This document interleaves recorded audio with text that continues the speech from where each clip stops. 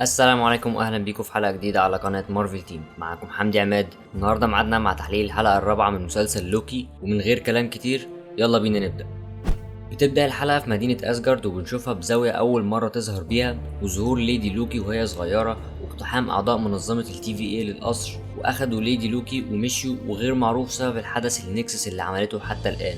وبنشوف ان حصل تغيير في بعض الشخصيات اللي كانت شغاله في الوقت ده في المنظمه، زي ان كيسي مش موجود، والقاضي كان ساعتها واحد مش معروف اسمه، وروفانا كانت هانتر واسمها كان A23، وده بيدي ريفرنس لاول ظهور ليها في كوميك اسمه ذا افنجرز العدد 23. المهم ان ليدي لوكي او سيلفي اخذت جهاز التايم باد وهربت، ومن ساعتها مش عارفين يمسكوها لغايه دلوقتي، وكل ده بيبقى روفانا بتفتكر الاحداث وهي في طريقها عشان تقابل التايم كيبرز. بعد كده بتقابل موبيس وبتعرفه ان التايم كيبرز مش راضيين عن اللي بيحصل، وبتقوله كمان ان هانتر C20 ماتت، لما موبيس بيقول لها انه عايز يحقق معاها.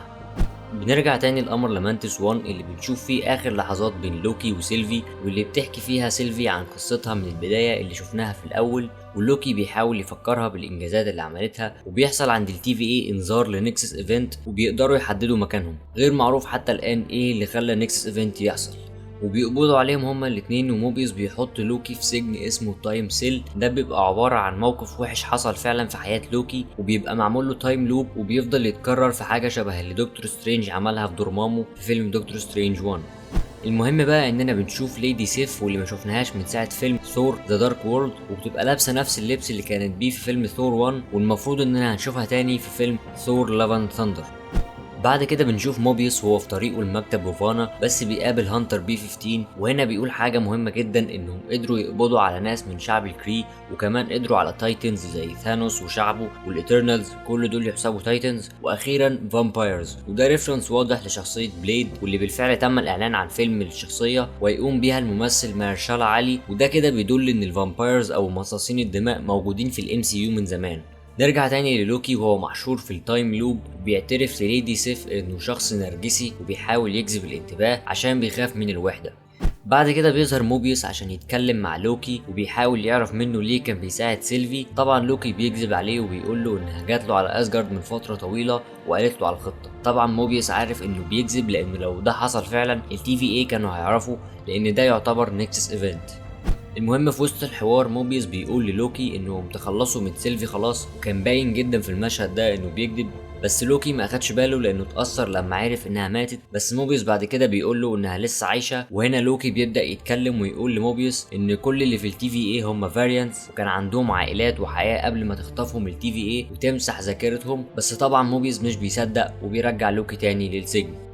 بعد كده بنروح لسيلفي وبنلاقي هانتر B15 اخدتها وراحت بيها عند روكس كارت تاني عشان عايزة تعرف اكتر عن الذاكرة المدفونة عندها، وعرفت الحقيقة ورا منظمة التي في اي. طبعا هتسأل طب ما كان حصل كل ده وهم هناك، ايه اللي خلاهم رجعوا للوقت ده بالتحديد؟ هقولك طبعا لان السحر مش بيشتغل في منظمة التي في اي، وساعتها سيلفي ما كانتش هتقدر توريها الذكريات المدفونة عندها.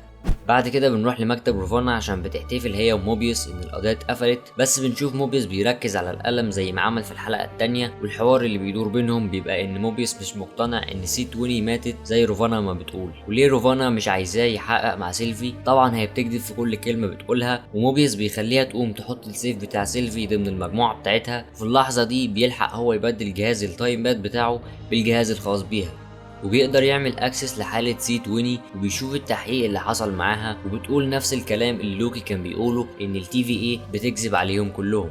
فبيروح عشان يحرر لوكي، ولما بيخرجوا بيلاقوا روفانا في وشهم، واكتشفت ان موبيس بدل الاجهزة، وروفانا بتدي امر انهم يقتلوه بسبب انه عرف الحقيقة.